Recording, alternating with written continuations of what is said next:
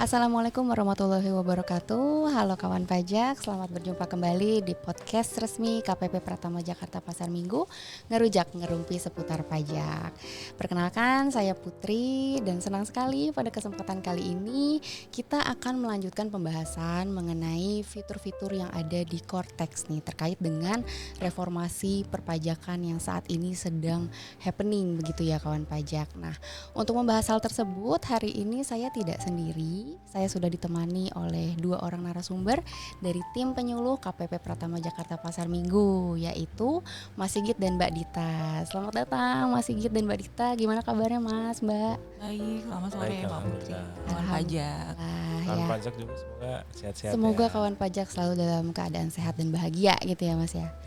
Oke, nah ada sistem ya Mas ya, Iya, sistem baru ada yang sistem. akan diluncurkan oleh Direktorat Jenderal Pajak ya. Iya, itu Nah, kita bisa coba ya nanti ya. oke. Kalau ada coba. Nah, kita akan bahas itu. Kita akan bahas itu ya Mas ya. Oke. Nah di KPP lagi rame apa nih Mas saat ini? Ya itu ya, Itu ya. terkait Cortex itu Terkait ya kan. Cortex ya.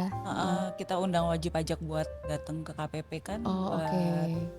pengenalan aplikasi Cortex ya gitu Ya. ya. Iya, Oh jadi baru-baru ini tuh sudah diselenggarakan edukasi gitu ya Mas Mbak ya kepada Iya, wajib betul. pajak Hmm. terkait dengan aplikasi Cortex ini gitu ya.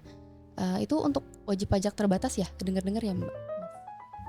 Iya betul. Hanya Mm. 200 wajib pajak terpilih untuk Oh, yang oke. tahap awal ini. Tahap nanti awal ini ya. nanti akan ada lagi. Mm-mm. Akan ada lagi untuk tahap yang berikutnya. Mm-mm. Nanti bebas nih siapapun kawan pajak yang ingin mencoba, yang ingin mengikuti pelatihannya, silahkan. Gitu. Kalau Daftarkan diri gitu. iya, kalau sementara ini masih yang terbatas, masih yang apa namanya terdaftar, ada kriteria tertentu lah.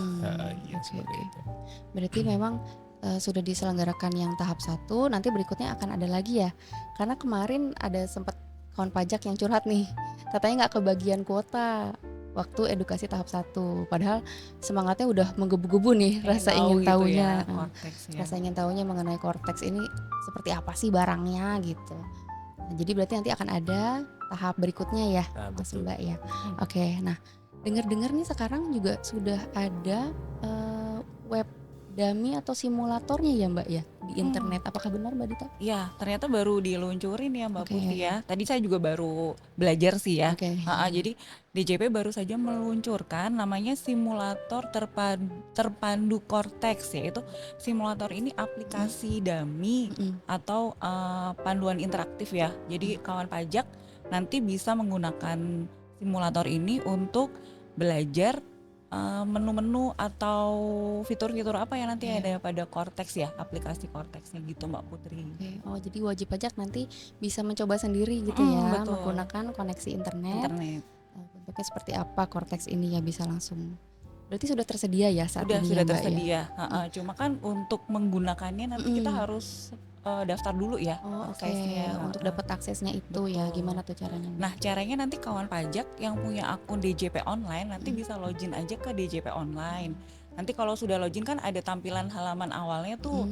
Nanti di situ ada banner untuk mendaftar akses simulator Cortex-nya ini. Jadi nanti tinggal diklik aja. Nanti muncul tuh halaman untuk pendaftarannya.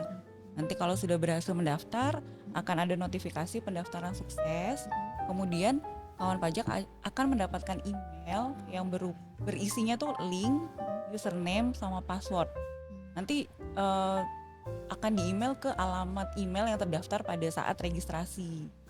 Nah itu nanti paling lambat sih sekitar 3 hari kerja ya. Tapi tadi kita coba cepet banget ya Mbak Putri, Cepet ya. sejam udah dapat email sih. Sejam udah dapat balasannya gitu ya. Balasan emailnya. Berarti dikirim ke email wajib pajak yang Terdaftar di akun DJP online-nya ya. Oh ya, berarti yang ada di profil itu ya Mbak ya. Betul. Oke, berarti nanti akan dikirimkan semacam akun dummy begitu ya Mbak Mas. Linknya ya, Link link untuk dan bisa akses ke akun ke dummy-nya akun itu. dummy-nya gitu ya. Oke, terus nanti akun dummy-nya kan akan terkirim tuh ya, masih gitu ya, Iya betul. berupa username dan password gitu. Iya, nanti setelah seperti yang disampaikan Mbak Dita tadi, kalau kawan pajak itu sudah login ke DJP online, kemudian klik daftar, kemudian nanti akan tampil ke email mana gitu kan. Terus kita masukkan captcha, kemudian klik enter, nanti otomatis akan dapat email berupa username dan password sama linknya. sama link untuk masuk ke Cortex-nya itu gitu. Itu baru ya, soalnya kemarin waktu kita melakukan sosialisasi belum ada. Jadi terbatas di intranet, di jaringan KPP. DJP saja, iya. Jadi belum bisa di internet gitu. Tapi sekarang ini kawan pajak sudah bisa ini Nyoba sendiri di rumah di ya. internet, iya seperti itu. Nah, kawan pajak tidak perlu khawatir ini kalau misalnya datanya kan itu ada data-data ya. Betul. Nah, tidak perlu khawatir nanti kalau kita coba kemudian data kita rusak atau apa, tidak. Jadi kawan pajak tidak perlu khawatir, nanti otomatis di akun dummy itu akan dihapus setelah kita selesai percobaan gitu. Jadi tidak perlu khawatir akan mengubah data kita gitu. Seperti itu. Berarti memang itu situs dummy yang terpisah dari data asli ya, dari Iya. database aslinya DJP ya. Iya, sifatnya mungkin seperti di copy, sama ya, awalnya sama, kita ubah, nanti data itu tidak dipakai sebagai data yang tetap. Oh iya, oke. Jadi gitu kawan pajak. Jadi apapun yang kita lakukan di simulasi itu, di web simulator itu, dia tidak akan mempengaruhi data asli kita di Direktorat Jenderal Pajak gitu ya kawan pajak. Nah, berarti kan nanti setelah dapat username, kemudian kita login, nah kita akan kelihatan tuh ya seperti apa tampilan Cortex-nya gitu. Nah, untuk fitur-fitur awalnya seperti penjelasan umum, hak akses, kemudian sampai dengan e-faktur itu udah dibahas Mbak di podcast rekan kita yang sebelumnya. Yang sebelumnya. Di episode sebelumnya itu sudah dibahas kawan pajak, fitur-fitur awalnya. Kawan pajak bisa cek ya di video sebelah sini. Bisa lihat di sebelahnya. Nah, nanti setelah login itu gambaran umum situsnya tuh seperti apa ya Mbak Dita ya? Dari segi bahasa atau versinya ya. Nah, kalau nanti kita masuk ke simulasi Cortex ini, nanti ini kan karena masih dalam pengujian tahap akhir ya untuk Cortex yang sebenarnya. Jadi di simulasinya ini nanti bahasanya tuh masih belum bahasa Indonesia sepenuhnya. Jadi interface atau antarmukanya tuh masih ada bahasa Inggrisnya lah di menu-menu yang dibuka itu. Jadi mungkin ya masih agak bingung ya. Tapi nanti kalau sudah implementasi sebenarnya untuk Cortex-nya ini akan bisa sepenuhnya menggunakan bahasa Indonesia. Nah, tapi kalau nanti kita masuk nih, kita login, kan tadi dapat username sama password ya untuk login ya. Nanti kalau kita login, nanti akan tampil profil wajib pajak, kemudian di atasnya itu nanti ada menu-menu Cortex-nya.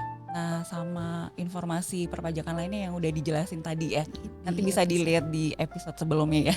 Oke, gitu ya kawan pajak. Jadi nanti diimplementasikannya rencananya di 2025 ya, ya 2025 nanti akan tersedia 2 bahasa gitu ya, Inggris dan bahasa Indonesia. Nah kemudian di Cortex ini nih ada yang sangat menarik nih karena ini emang hal baru gitu ya, yaitu deposit pajak ya Mas. Oh iya, di podcast sebelumnya belum dibahas ya? Kayaknya udah sih sedikit, baru gitu. Kulitnya aja. Kulitnya nah sekarang aja. Boleh nih dagingnya nih dari Mas Sigit boleh Ini di-spill. kulit agak dalam kali ya. Oke. Soalnya Tetap kulit tapi kalau kita bahas terlalu dalam, khawatirnya nanti ada perubahan gitu kan, nanti salah kita ya kan. Ya, jadi memang kemarin sempat disinggung juga di podcast sebelumnya bahwa ada namanya menu deposit pajak gitu. Deposit pajak ini sifatnya untuk pembayaran pajak, tapi dia belum terikat untuk pajak apa, itu belum. Jadi wajib pajak punya uang ini, sudah punya alokasi uang untuk membayar pajak, tapi belum yakin nih untuk membayar pajak yang apa, yang mana gitu. Itu bisa dengan deposit pajak, disisihkan dulu lah ini untuk bayar pajak gitu kan. Seperti itu. Kemudian keuntungannya adalah dengan adanya deposit pajak, nanti wajib pajak itu tidak perlu khawatir tentang keterlambatan pembayaran gitu kan. Kalau di aplikasi Cortex ini kan ya, kita kan create SPT dulu, jadi berbeda dengan yang sekarang. Kalau dulu kita bisa buat billing, tanpa kita lapor gitu. Iya. Kita bisa buat billing tanpa kita lapor, tapi kalau sekarang itu harus buat laporan SPT dulu, Perannya. baru ada tagihan, baru ada billing yang harus kita bayar gitu. Nah, kita ketahui bersama kan jangka waktu bayar dan jangka waktu lapor itu beda ya, batas waktunya. Kalau batas waktu lapor untuk PPh pasal 21 misalnya, itu kan tanggal 10 kan bulan berikutnya. Sedangkan batas waktu bayarnya itu Lapornya. batas waktu lapornya tanggal 20 gitu kan. Berarti kan kita bayar dulu pakai deposit, nanti create SPT, bayar SPT-nya pakai deposit, kita nggak terlambat gitu. Tapi kalau nunggu nih lapornya tanggal 20, kemudian kita baru bayarnya tanggal 20, berarti ada terlambat setor gitu kan. Setor ya. Kecuali kalau kita lapornya tanggal 1 gitu atau sebelum tanggal 10 ya mungkin aman gitu kan. Seperti itu kawan pajak. Itu ya kawan pajak. Deposit ini membawa keuntungan juga gitu ya buat kawan pajak, yaitu terhindar dari sanksi administrasi karena terlambat bayar ya. Lalu untuk mekanismenya pengisian dan penggunaan deposit ini seperti apa ya Mbak Dita? Jadi untuk bisa menggunakan deposit ini kita harus mengisi dompetnya dulu ya. Jadi kayak uangnya diisi dulu di dompet gitu. Nah caranya nanti kita bikin kode billing dengan masuk ke Cortex. Kalau kita masuk ke aplikasi Cortex nanti ada menu pembayaran.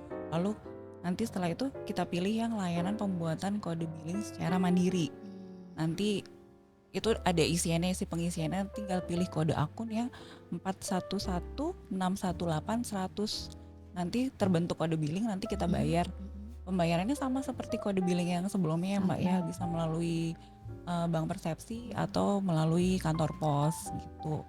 Nah nanti nah dulu kan kalau tadi kayak kata Mas Sigit ya, kalau kita kan bikin kode billing dulu baru lapor SPT. Nah sekarang kan kita bikin SPT, nanti baru create kode billing ya. Nah nanti kalau SPT wajib pajak ternyata itu nanti statusnya kurang bayar, nanti kalau seumpama tadi kan udah ngisi saldo deposit ya, kalau saldo depositnya cukup nanti akan muncul juga pilihan untuk bayar dengan deposit.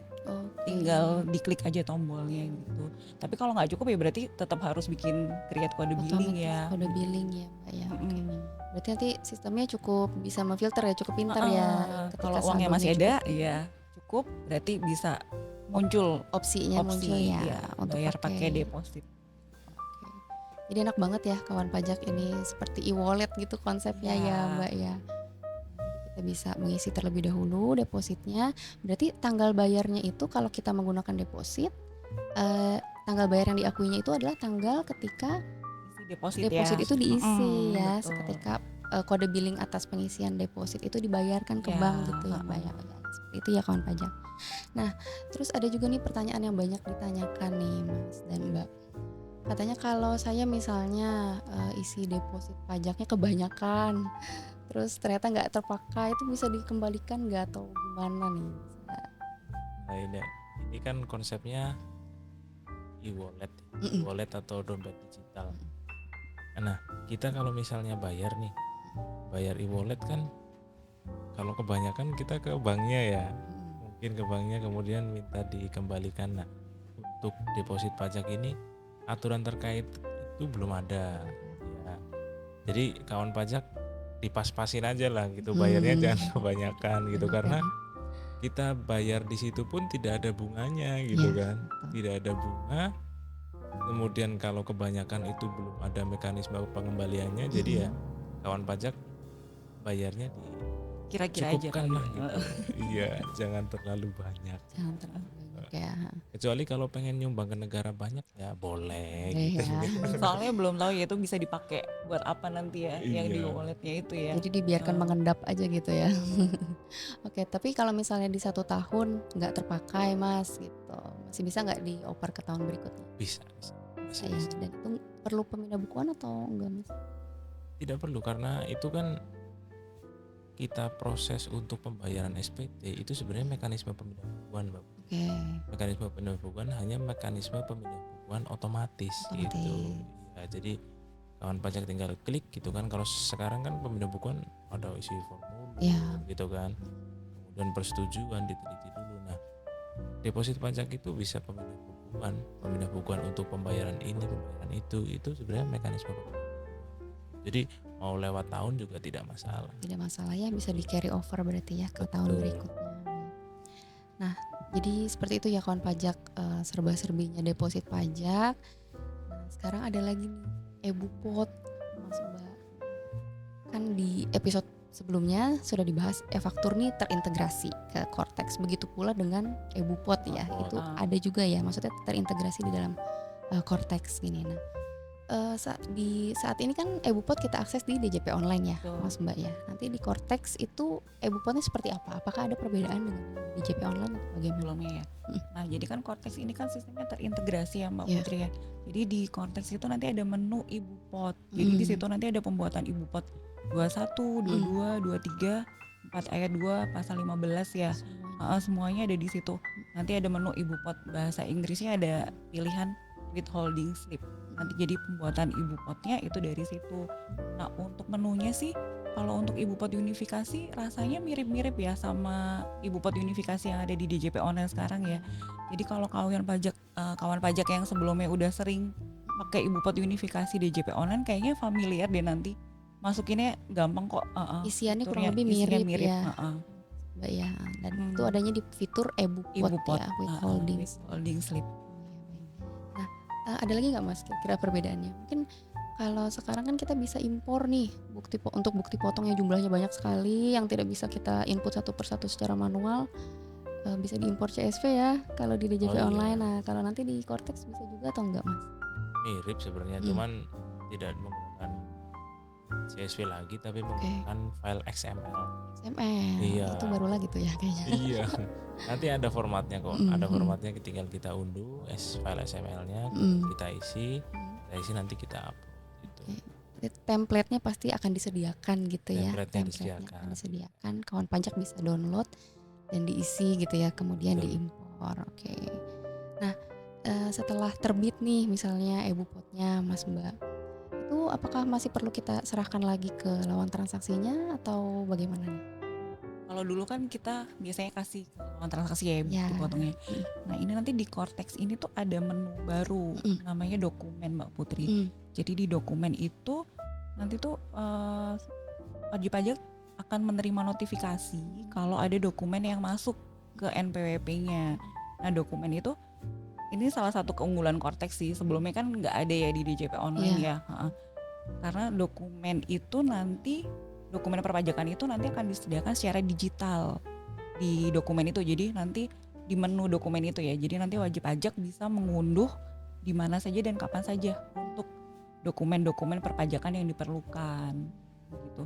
Nah, menu di dokumen perpajakan ini bisa berupa dokumen produk layanan atau ketetapan. Kalau layanan biasanya kan surat keterangan PBK seperti itu ya. Layanan terus surat ketetapan pajak. Lalu dokumen surat dari Direktorat Jenderal Pajak bisa berupa surat himbauan atau SP2DK ya. Dan kalau ada undangan juga nanti akan masuk di situ, undangan pembahasan. Kalau ada pemeriksaan kan biasanya dapat undangan, nanti otomatis akan masuk ke dokumen itu. Dan dokumen perpajakan lainnya seperti faktur pajak dan bukti potong. Nah makanya nanti kalau kita bikin bukti potong, otomatis nanti lawan transaksi kita akan dapat notifikasi juga di Cortex-nya dia di dokumen itu. Jadi kita kayaknya udah nggak perlu deh ngasih salinan bukti potongnya, nanti ada notifikasi mereka bisa langsung ambil di situ. Jadi nanti kan kalau diklik dokumen nanti muncul tuh dokumen yang masuk semuanya. Nah di sebelah kanan ini nanti ada menu download. Nanti kalau mau diunduh bisa diambil di situ Mbak Putri. Berarti ada semacam kotak masuk gitu ya, Mbak ya, inbox ya. Betul. Wah ini benar-benar terobosan baru karena bisa go green banget ya Mas Mbak ya. Paperless ya. Kita akan semakin mendekati paperless era nih. Dan real time. Bikin langsung masuk ya. Itu buat di-upload langsung masuk ke lawan transaksi. Ada notifikasi di lawan transaksi gitu. Kayak bukti potong 21 juga ya, waktu dicoba di Dami itu kan langsung masuk ya bukti potong 21-nya. Selain bisa menghemat kertas ya kawan pajak, ini juga bisa mengatasi masalah-masalah yang sebelumnya ada, kempos tidak sampai. Oh iya, surat-surat yang dari KPP ke WP kan biasanya banyak yang kempos, banyak yang tidak diterima gitu ya oleh wajib. Terus kalau kita tidak merasa dipotong pajak gitu, Mm-mm. tiba-tiba muncul bukti potong, nah itu bisa dipertanyakan juga gitu. Betul. Apa-apaan ini gitu kan? Bisa jadi kontrol Misalnya ya. gitu, Mhm. iya. Masing-masing kawan pajak bisa mengontrol gitu, benar atau tidak bukti potong yang diterbitkan, faktur pajak Betul. juga ya. Oke. Dan banyak sekali kawan pajak yang tiba-tiba datang ke kantor pajak atau konsultasi lewat WA. Saya belum dapat STP, kok tiba-tiba ada tunggakannya Ya, kayak langsung gitu. surat teguran gitu ya. Iya, Nah surat ini teguran. nanti bisa langsung masuk dicek di inboxnya, di Oh, notifikasi oke. Berarti STP dokumennya. itu juga akan masuk ya, dan Mm. surat ketetapan lainnya akan Mm. masuk. Untuk pembayarannya tuh gimana Mas? Apakah ada fitur khusus juga di Cortex ini gitu? Oh, Pembayaran STP maksudnya Pembayaran ya. STP, Iya. heeh. jadi kalau selama ini kan kita buat billing STP, Billing misalnya STP, STP-nya banyak 100 ya. ribuan tapi banyak misalnya kan, Ya. ada 10 ya berarti kita buat Mm. billing 10 gitu kan. Nah kalau nanti di Cortex itu ada menu, misalnya ini kan ada menu daftar tagihan pajak kita, Oke. ini loh utang pajak kita gitu kan. Nah kita bisa pilih tuh, Mm-mm. ada layanan pembuatan kode billing atas tagihan pajak, tinggal kita buka itu, nanti kita pilih tagihan mana yang akan kita bayar. Nah klik buat kode billingnya, nanti otomatis muncul billingnya. Oke. Nah kalau misal kita punya saldo deposit juga kita bisa langsung pilih bayar dengan deposit gitu, seperti itu. Seperti itu ya. Kan STP itu ada macam-macam ya jenis pajaknya, dan berbeda jenis pajak, berbeda kode akun Nah, pajaknya. itu suka- Itu kadang bingung. Iya, bikin. WP suka ada. Masukin nomornya juga kan susah ya Ya, kan. betul. Ini nggak perlu repot-repot lagi berarti ya kita Nggak nyari perlu. kode Langsung akun klik ya. pajak. Langsung klik, langsung dibuat kode billingnya, atau bisa pakai tadi deposit Iya. pajak itu ya. Pajak itu ada bahasa Inggrisnya ini. Apa tuh? Layanan pembuatan kode billing atas Mm-mm. tagihan pajak, bahasa Inggrisnya itu Tax Arrears Billing Code. Aduh, Bener Ya. saya takut. Ini kawan pajak yang jago bahasa Inggris bisa dikonfirmasi bener nggak ya istilahnya. Oke. Jadi intinya kawan pajak yang saat ini kan kita kawan pajak belum bisa mengecek nih tunggakan pajak yang masih tersisa tuh Iya, apa betul. aja. Nanti di Cortex juga bisa ya, Bisa. ada Kalau ada sekarang kan menu. harus ke KPP Harus KPP, betul. atau WA ke kita. Kalau nanti bisa dipantau berkala gitu ya. Berarti karena tadi ada notifikasi dokumen dan lain-lain, harus login berkala dong ya, Mbak Mas ya, Iya. Iya kawan sih. pajak ya. Heeh. Jadi seperti sosial media ya. Oh gitu. Ada notifikasi baru Sering-sering. apa gitu ya. Iya. Nanti ada tandanya sih ya. Oke. Ada. Ya, ada tanda-tanda Ada tambah tandanya. 1, 2 gitu ya. Betul. Oh, Heeh. oke, nanti Ada tanda notifikasi notif. baru, ada dokumen baru itu ada Ada gambar lah ya. Heeh, ada notifnya ya. Jadi nanti kawan pajak selain buka medsos yang lain tiap Cortex. hari atau tiap minggu juga harus dibuka Cortex-nya ya, supaya tahu ada update apa di akun perpajakannya. Baik. Iya. Mungkin ada yang ingin ditambahkan lagi? Tadi kita udah lumayan banyak yang menyinggung tentang deposit, e-bupot gitu. Ada yang ingin ditambahkan kan Mas Sigit? Ya mungkin silahkan kan pajak coba ya. Oke. Coba ini mumpung ada daminya, ada fasilitas aplikasi dami. Kan pajak coba, nanti ketika ada kendala mungkin dicatat gitu kan. Kemudian nanti kita pas ada sosialisasi nanti, rencananya November ya? Oktober ya? Oktober ya? Ya. Oktober itu nanti ada sosialisasi, kawan pajak bisa tanyakan ketika di sosialisasi itu. Oke. Nanti kalau kita tidak bisa jawab, kita tanyakan lagi ke atas gitu kan. Seperti itu.